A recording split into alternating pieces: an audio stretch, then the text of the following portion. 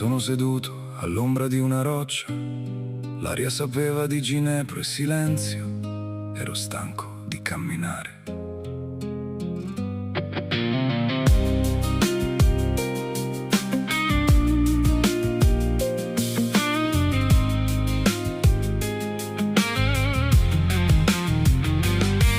Il calore di quel luogo mi ha calmato, qualcosa di antico e di sacro.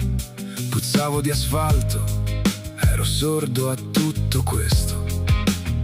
Quando la terra chiama, la carne diventa anima. La roccia pulsava sotto i miei palmi, come un cuore antico che non si era mai fermato.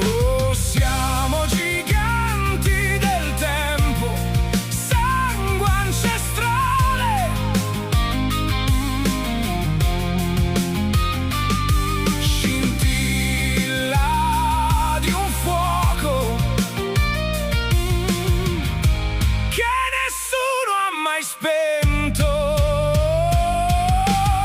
Ho chiuso gli occhi e il sangue si è rivelato, immagini impresse in un DNA millenario. Non le avevo mai notate, erano sempre lì, in attesa che fossi pronto. E in quel momento li ho visti, guerrieri che non combattevano.